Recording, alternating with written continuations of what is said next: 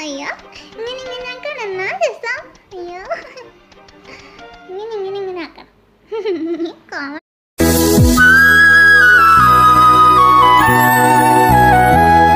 തിരുഹൃദയ വണക്കമാസം 9-ാം ദിവസം.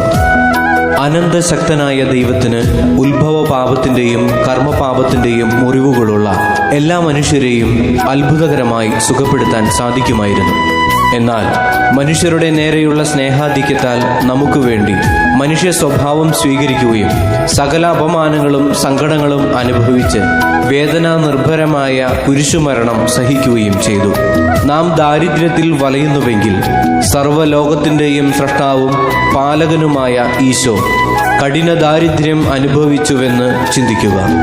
നാം അപമാനഭാരം കൊണ്ട് ക്ലേശിതരാണെങ്കിൽ സ്വർഗവാസികളുടെയെല്ലാം ആരാധനാ സ്തോത്രങ്ങൾക്ക് അർഹനായ മിശിഹ തീർത്തും നിസാരരായ നമ്മേക്കാൾ അപമാനിതനായി എന്ന് ധ്യാനിക്കുക. നാം രോഗത്താലും ശാരീരിക പീഡകളാലും കഷ്ടപ്പെടുന്നുവെങ്കിൽ പാപമാലിന്യമേശാത്ത തിരുനാഥൻ അവിടുത്തെ പാവന ശരീരത്തിൽ അവർണ്ണനീയമായ പീഡനങ്ങൾ അനുഭവിച്ച കാര്യം സ്മരണയിൽ കൊണ്ടുവരിക. നാം ഭയത്താലും മാനസിക വേദനകളാലും സർവോപരി നിരാശയാലും ഞെരുക്കപ്പെടുന്നുവെങ്കിൽ ക്രിസ്തുനാഥന്റെ ദിവ്യഹൃദയം ഗത്സമേൻ തോട്ടത്തിൽ അചിന്ത്യമായ ആത്മവേദനകളും ഭയം, പരിത്യക്തത എന്നിവയും അനുഭവിച്ച കാര്യം ധ്യാനിക്കുക. ഇങ്ങനെ അതുല്യങ്ങളായ വേദനകൾ അനുഭവിച്ച ഈശോയുടെ ജീവിത ക്ലേശങ്ങളെപ്പറ്റി വിചിന്തനം നടത്തുന്നുവെങ്കിൽ നാം അനുഭവിക്കുന്ന വേദനകളെല്ലാം നിസാരവും അഗണ്യവുമെന്ന് കാണാവുന്നതാണ്. എൻ്റെ ആത്മാവെ, പ്രലോഭനങ്ങൾ ഒന്നുകൊണ്ടും ക്ഷോഭിക്കാതെ ഈ ദിവ്യഹൃദയ സ്നേഹത്തിൽ സ്ഥിരമായി നിന്നുകൊള്ളണമെന്ന് പ്രതിജ്ഞ ചെയ്യുക. ജപം. കരകാണാത്ത കരുണാസമുദ്രമായ ഈശോയുടെ ദിവ്യഹൃദയമേ, അങ്ങേ ഞാൻ ആരാധിക്കുന്നു.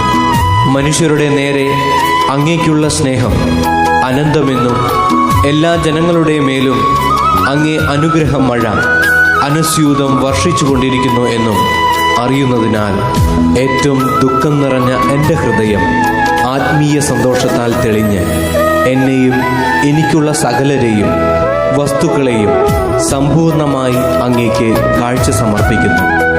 സ്നേഹനാഥ, എൻ്റെ വിനീത ബലി കാരുണ്യപൂർവ്വം സ്വീകരിക്കണമേ. സുഹൃത ജപം. ഈശോയുടെ ദിവ്യഹൃദയമേ, പാപികളുടെ മേൽ കരുണയായിരിക്കണമേ.